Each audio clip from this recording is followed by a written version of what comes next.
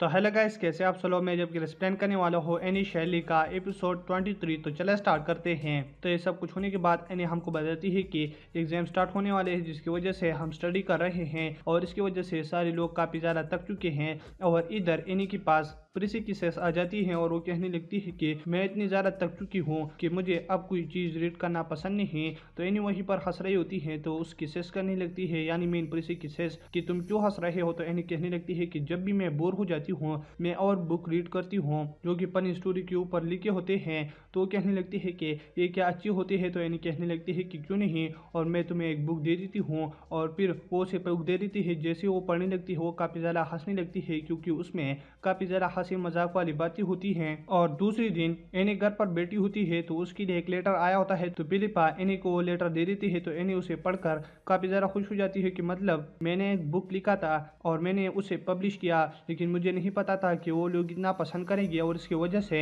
एक आदमी ने $10 भी दी है। तो फिलिपा प्रीसी और प्रीसी की सेस कहने लगती है कि इसकी वजह से हम काफ़ी ज़्यादा अच्छा खाना खाएंगे और तुम्हें एनी हमें ज़रूर पार्टी देना है। तो एनी कहने लगती है कि क्यों नहीं। तो एनी फिर बाहर चली जाती है, जहाँ पर वो फिर रे के साथ होती है। तो रे को भी वो सब कुछ बता देता है। तो रे काफ़ी ज़्यादा खुश हो जाता है कि मतलब एनी तुम काफ़ी ज़्यादा काबिल हो। और फिर एनी कहने लगती है कि मैं कुछ और भी लिखने की सोच रही हूँ। तो इधर रे कहने लगता है कि ये सब कुछ अब छोड़ो, मेरी मम्मी और दोस्त शेष तुम्हारे घर पर 2 दिन के बाद आ रहे हैं तो तुम रेडी रहना। तो एनी कहने लगती है कि क्यों नहीं, मैं रहूंगी। और इधर एक दिन बच जाता है रे की मोम और उसकी सेस एनी के घर पर आने के लिए। और एनी और फिलिपा इस दिन में खुद के लिए केक बना देते हैं और उसे खाने के लिए, लेकिन वो प्रीसी से सोफे पर गिर जाता है, जिसे देख सारे लोग हंसने लगते हैं। और इधर डोर पर टक टक होने लगती है।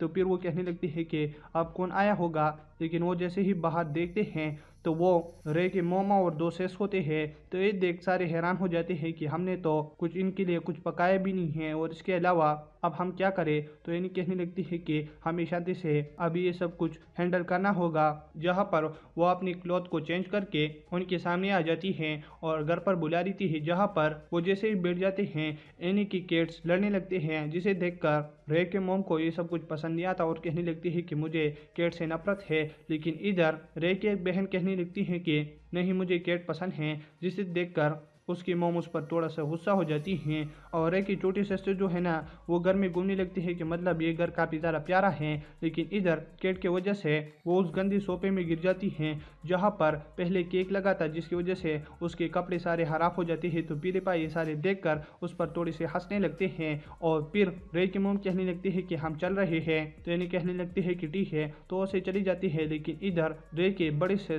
डोल्टा यानी के पास आ जाती है और कहने लगती है कि तुम्हारे घर भी मुझे पसंद आया और तुम्हारे दोस्त भी, तो क्या मैं भी तुम्हारी दोस्त बन सकती हूँ। तो यानी कहने लगती है कि क्यों नहीं, और तुम इस घर में कभी भी आना चाहते हो तो ये दरवाजे तुम्हारे लिए खुली हैं। जिसे देखकर वो कहने लगती है कि ठीक है। और उन सब के जाने के बाद इन्हें अपनी रूम में आ जाती है, जहाँ पर वो कैट के साथ खेल रही होती है और कहने लगती है कि आज का दिन काफी ज्यादा प्यारा था। और फिर एनी रे के साथ बगी के अंदर होती है और रे कहने लगते हैं कि हमारे घर चलते हैं। और इधर फिर वो रे के घर पर चली जाती है, जहाँ पर वो लंच कर रहे होते हैं। और इसके बाद एनी कहने लगती है कि मैं चल रही हूँ। तो रे कहने लगता है कि ठीक है। तो फिर वो फिर से एनी को बगी में बिठाकर वहीं से एनी चली जाती है। और इधर एनी फिर फिलिपा इन सब के साथ अपने $10 की पार्टी कर रहे होते हैं, जहाँ पर एनी कहने लगती है कि काफ़ी मज़ा आ रहा है ना। तो फिलिपा और ये सारे भी कहने लगती है कि तो काफ़ी ज़्यादा अच्छा है। और तब वो रेस्टोरेंट से घर पर आ जाते हैं, जहाँ पर वो अपनी कॉलेज मुकम्मल होने पर खुद को तैयार कर रहे होते हैं। तो एनी रे की पूजो को देख लेती है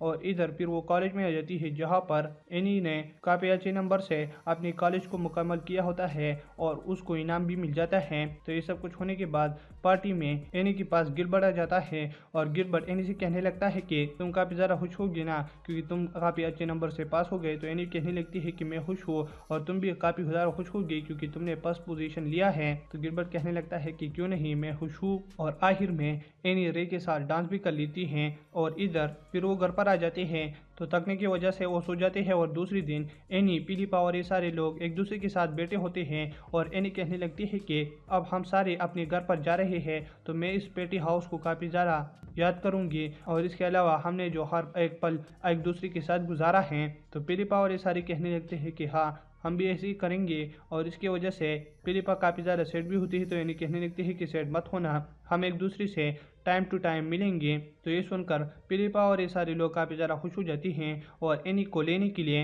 रे आ जाता है, जिसकी वजह से एनी रे के साथ बाहर चली जाती हैं और वो उस जगह पर चली जाते हैं जहाँ पर ये दोनों पहले मिले थे। तो वहीं पर कुछ बातें करने के बाद रे एनी को प्रपोज कर लेता है, लेकिन एनी खुश होने की बजाय सेट हो जाती है और एनी कहने लगती है कि मैं तुमसे शादी नहीं कर सकती। और एनी के ख्यालों में गिलबर्ट आ जाता है। और दोस्तों इसी के साथ ये एपिसोड ख़त्म हो जाता है। अगर आप मेरे चैनल पर नहीं हो तो मेरे चैनल को सब्सक्राइब करें और वीडियो देखने के लिए थैंक्स।